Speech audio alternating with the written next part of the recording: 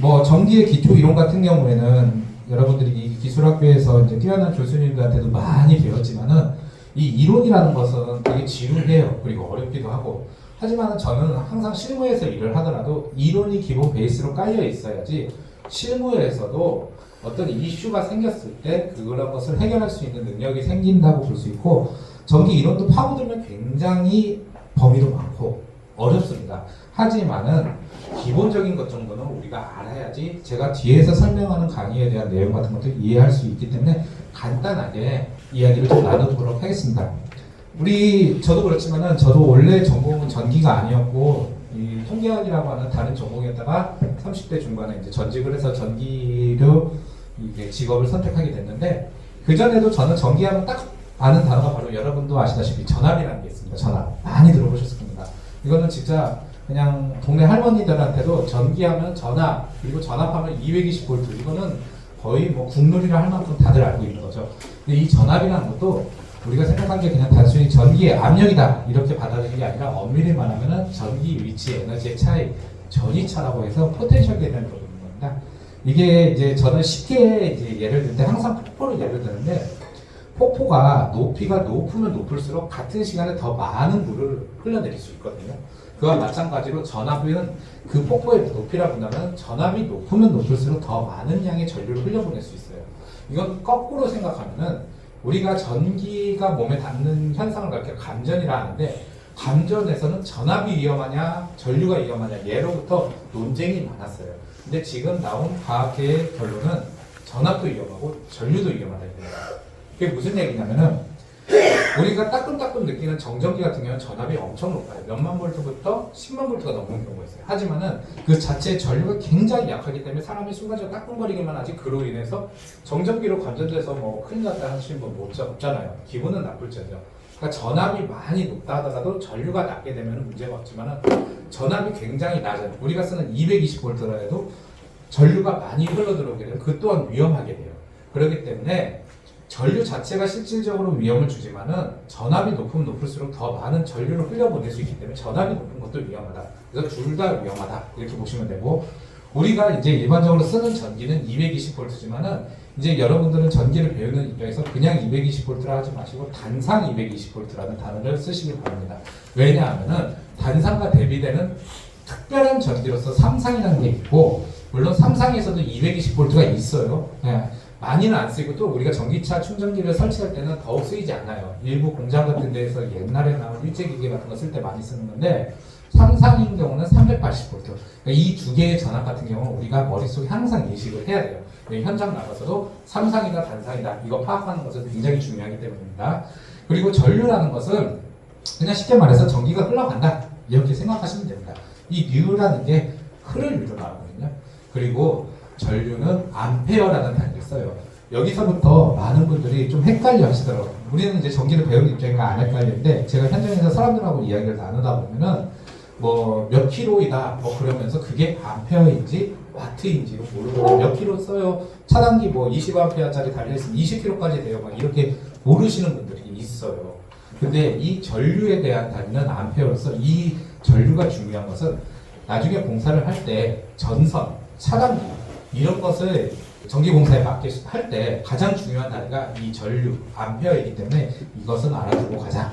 그리고 이렇게 전류가 전선을 타고 흘러가는데 쭉 흘러갔으면 좋겠지만은 저항이라는 녀석이 그 전류가 흐르는데 방해를 해요. 방해를. 이걸 또 잘 아셔야 되는 게, 저도 이제 유튜브에서 이렇게 얘기하는 바를 들었어요.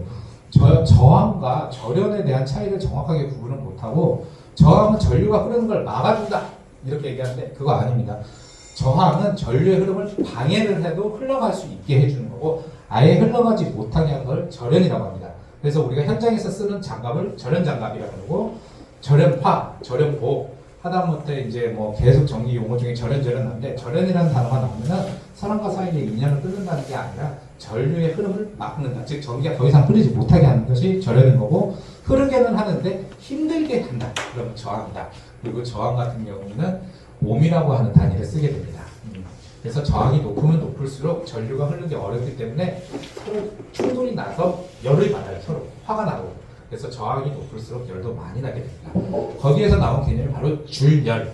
전류가 흐를 때 저항에 의해서 손실되는 열 에너지로서 단위는 줄을 쓰는데 보통 이것을 또 한 번 변환을 해서 칼로리라는 개념으로 많이 쓰게 됩니다. 이 줄열이라는 개념도 제가 왜 중요하다 여기냐면은 여러분들이 뭐 전기라는 것이 평소 쓸 때는 모르지만 가끔씩 전기 사고가 나면은 위험하다는 걸 알잖아요. 근데 이 전기 사고가 감전이라고 해서 내 몸이 전기에 닿는 것 외에도 전기 화재도 굉장히 많이 나는데 전기 화재의 원인이 바로 이 열 때문입니다. 즉 전류가 흐르는 전선에 굉장히 높은 열이 흐름으로써 전선을 보호하고 있는 피복이 비닐 소재로 되는 것이 확 하고 들어가면서 그대로 화재로 연결되거나 아니면은 그 주변에 먼지나 불에 타기 쉬운 게 있으면은 불에 옮겨 붙어서 나는 거라서 이 줄열의 개념도 굉장히 중요합니다. 그래서 전기차 충전기 같은 경우는 상대적으로 전기를 많이 쓰는데 이런 어떤 전류에 대한 개념이 없이 그냥 시공을 하다가는 전기 화재의 원인이 될 수 있고 그래서 이 줄열이라는 거, 즉 저항에 의해 손실되는 열에너지인데 엄밀히 말하면은 전류의 제곱 곱하기 저항이라는 것으로 삼기 때문에 이건 이제 나중에 이름을 여러분들 배우시면 알게 됩니다. 그래서 이것도 알게 되고 앞서 제가 이제 전류와 전력에 대해서 헷갈리는 일반인들이 많다는데 전력이라는 거는 한마디로 전기가 전기 에너지를 받아먹고 어떤 일을 하느냐 그 일이 어느 정도 했느냐 이런 것을 본 겁니다. 그래서 우리가 전기를 받았으면은 보시다시피 이렇게 빛 에너지 조명으로도 쓸 수 있고 에어컨 같은 경우를 쓰게 된다 그러면 에어컨 안에 모터가 있기 때문에 회전 에너지로도 전환해서 쓸 수 있고 뭐 그 외 텔레비전, 컴퓨터 모두 전기를 받아서 전자제품은 결국 전기 에너지를 다른 걸로 변환을 하게 되죠. 그래서 얼마나 일을 했냐 이것도 되게 중요한 개념입니다. 그래서 이 전력에 대한 개념은 와트로서 전압과 전류 그리고 여기에 역류를 곱한 게 있는데 역률에 대해서는 이제 여러분들이 교류를 좀 공부하시다 보면 알게 됩니다. 희성전력 대비 유효전력 대비 비율이라서 지금은 그냥 좀 자세히긴 하지만 그래서 그냥 간단하게 전압에서 전류를 곱한 값이라 이렇게 생각하셔도 되고요. 그리고 이제 그 단위 같은 경우에도 키로라는 개념을 많이 얘기해요. 사람 몸무게 얘기할 때도 키로도 얘기하지만은 결국 뭐 1kg라는 거는 1000g과 같잖아요. 마찬가지로 전력의 단위 와트도 1000와트는 1kW와 같다. 그리고 이 전력이라는 건 추후 우리가 그 전기차 충전기 전용 계량기를 설치할 때 그 한전과의 서류를 할 때 이제 그 계약 전력이라는 게 있거든요. 계약 전력의 단위로서는 바로 전력이라는 걸 쓰게 된다. 그리고 이 전력에다가 이제 시간이라는 개념을 곱하게 된다. 근데 이 전력이라는 것은 굉장히 순간 찰나에 깔립니다. 1시간도 아니고 1초도 아니고 순간 찰나에 그걸 이제 우리 전기용어로 순식간이라고 하거든요. 근데 여기에다 이제 시간이라는 개념, 보통 1시간을 정도를 말하는 겁니다. 1시간 동안 얼마나 전력을 소비했냐 이렇게 따지는 게 바로 전력량 개념으로서 이거는 와트에다가 시간의 단위인 H, 아워죠. 이걸 붙여서 와트시라는 단위를 쓰게 됩니다. 이 와트시 같은 경우가 바로 여러분들이 매달 내는 전기요금의 기초가 되는 자료로서 일반적인 가정집 같은 경우는 한 300kg 정도를 쓴다고 보시면 되고 그리고 우리가 이제 전기차 충전기 같은 경우는 7kg짜리다. 그것을 8시간 동안 썼다 그러면 7, 8에 56kWh 이런 개념으로 보기 때문에 이 전력과 전력량의 개념 같은 것도 반드시 그 어떤 차이 같은 것을 인식하시기 바랍니다. 이런 이론 같은 경우는 결국에는 나중에 시공하고 나서 어떤 고객들의 질문이 있거나 혹은 시공을 하기 전에 준비해야 될 때 다 필요한 자료이기 때문입니다. 그리고 제가 앞서 전압을 설명할 때 단상 220V와 삼상 380V라는 개념을 이야기를 했는데 이 단상과 삼상 차이 같은 경우에는 그냥 완속 충전기만 설치할 때는 그렇게 중요하지 않아요. 완속 충전기는 단상 갖고도 충분히 안 돼.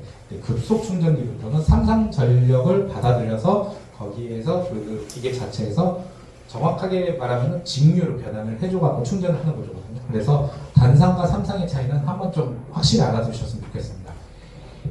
이 단상과 삼상 같은 경우는 일반적인 전기차 충전기 외에도 정말 많이 사용되고 있어요. 당장 좀 큰 강의실 같은 이런 경우에도 삼상이 들어와서 냉난방기도 돌리면서 조명도 제어할 수 있고 그리고 뭐 편의점도 100% 삼상이 들어오고 좀 큰 카페 같은 데도 그렇고 공장은 말할 것도 없고 정말 다용도로 많이 쓰지만 왜 사람들이 친숙하게 여기지 않냐 그러면은 가정집에서 삼상을 쓰는 경우는 많이 없어요. 아예 없는 게 아니라 아주 고급 주택, 뭐 70평 이상의 전원주택이나 이럴 때는 삼상이 들어오지만 일반적인 아파트나 혹은 빌라, 그냥 조그마한 단독주택 같은 경우는 거의 단상이 들어오기 때문에 대다수 사람들이 이 삼상 380V를 전기를 접하면서 알게 됩니다. 그런데 왜 삼상 380V를 쓰냐? 단상 220V도 충분히 전기 쓰는데 제한이 없는데, 근데 여기 이 가장 큰 이유는 전선의 가닥수. 우리가 단상이라고 하는 220V는 두 가닥의 전원선과 한 가닥의 접지라고 하는 세 가닥의 선이 들어갑니다. 근데 이제 접지를 제외한다 보면 두 가닥이 들어가게 돼요. 근데 삼상 같은 경우에는 총 네 가닥이 들어가고 여기에다 접지가 들어가요. 그러니까 두 가닥과 네 가닥이면 결국 단상 220V보다 삼상 380V가 두 배 더 많은 전선이 들어가는데 핵심은 전력입니다. 전력 자체가 더 많이 쓸 수가 있어요. 무려 3배나 쓸 수가 있어요. 그러니까 전선을 2배로 늘렸는데 전력을 3배로 쓸 수 있다는 것은 효율적이라는 거죠. 그래서 가장 전기를 많이 쓰는 곳 같은 경우에는 단상으로 쓰는 것보다 삼상을 쓰면 더 많은 전기를 확보할 수 있고, 그리고 이제 이것도 이론 공부를 여러분 자세히 하시면 알겠지만 애초에 발전기에서 나오는 전기 자체가 삼상이라서 그 회전자기장 그 모양 그대로 오기 때문에 모터 같은 경우에도 삼상 모터가 굉장히 많이 쓰여요. 그게 더 안정적으로 회전할 수 있는 것도 있고 여러 가지 장점이 엄청 많기 때문에 실제로는 우리 눈엔 잘 안 보이는 것 같지만은 의외로 전기공사 현장이나 이렇게 우리가 전기 관련 설비 같은 거 보면 정말 삼상이 기본이다 할 수 있을 정도로 많이 볼 수 있습니다. 그래서 이 삼상 같은 것도 꼭 알아두시고, 그러면 삼상 380V가 들어온 곳은 220V는 못 쓰냐? 그것도 아니에요. 이 삼상 그 분전망 같은 거 보시면 아시겠지만 220V도 쓸 수 있고 380V도 쓸 수 있기 때문에 어떻게 보면 만능이죠. 근데 왜 가정집마다 안 쓰고 어떻게 이렇게 좀 큰 건물이나 이런 데서만 쓰냐? 결국에는 경제성이죠. 전선을 두 가닥 갖고도 충분히 쓸 수 있는 가정집에 굳이 네 가닥이면은 전선 배선 비용만 해도 2배가 더 들고, 이걸 또 유지할 비용도 들고 차단기나 뭐 이런 그 전기 설비 가격도 더 들기 때문에 그보다는 경제적인 220V를 가정집에서 많이 쓰지만은 일반적으로는 삼상 380V도 많이 쓴다. 이런 개념에 대해서 알아두셨으면 좋겠습니다. 삼상에 대해서 좀 얘기를 할게요. 삼상은 현재 우리나라에서 가장 많이 쓰이고 있는 게 삼상 3선식과 삼상 4선식이 있습니다. 뒤에 이제 전기 이론 공부하면 이제 Y 결선이냐, 델타 결선이냐 이런 개념인데, 실제로 삼상 3선식 같은 경우는 여전히 많이 쓰여요. 주로 이제 모터 같은 거, 냉난방기에도 쓰이는 경우가 많고요. 결국 이거는 회전자기장을 그대로 활용해서 쓰기 때문에 모터 같은 거에도 많이 사용이 되고 있고, 과거에 우리나라에서 쓰였다가 이제 92년부터 안 쓰게 된 전기 방식 중에 단상 3선식이 있습니다. 앞서 단상 우리나라는 220V만 얘기를 했는데, 이 단상 3선식 같은 경우는 220V와 110V를 같이 쓸 수 있게 만든 거거든요. 지금도 전기자격증 시험에 가끔 나와요. 근데 지금은 이제 우리나라에서 110V를 거의 안 쓰다 보니까 단상 3선식은 많이 활용이 안 되고 차단기 같은 것도 이렇게 구형 이런 것만 쓰는데, 여러분들은 똑같이 세 가닥이 간다 하더라도 삼상이냐 단상이냐 이 차이는 확실히 아셔야 됩니다. 왜냐하면 단상 3선식은 380V를 뽑아낼 수가 없어요. 110V 아니면 220V만 되기 때문에 이건 없는 거다 생각하시고 삼상 3선식과 삼상 4선식을 봐야 되는데, 이것 또한 우리가 또 잘 알아야 되는 게, 앞서 제가 380V가 인가가 되더라도 220V를 쓸 수 있다 그런 얘기를 했는데, 애초에 삼상 3선식 같은 경우는 L1, L2, L3라고 하는 3개의 상전압선으로 있는 반면 삼상 4선식은 똑같이 L1, L2, L3에다가 N, 뉴트럴, 중성선이라고 하는 것, 현장에서는 N상이라고 많이 그래요. 그 친구까지 있어서 4가닥이거든요. 근데 이 각 상전압만 써서는 220V밖에 안 나오지만은 이 Y결선으로 해서 삼성 기능의 전압을 재면 380V가 인반하는 반면에 중성선과 상전압선은 같이 재게되면 220V가 나오게 됩니다. 그래서 나중에 분전만을 보면 알겠지만 그 차단기의 가락 오른쪽이 중성선인데 거기와 같이 물려 있으면 220V 쓸 수 있고 안 물려 있으면 380V를 쓸 수 있기 때문에 이런 거에 대한 개념도 여러분들이 뒤에 가면 자세히 배우겠지만 결국에는 380V가 인가되더라도 220V를 쓸 수 있다. 어떻게 하면 중성선과 물리면 이런 거에도 알아두셨으면 좋겠습니다.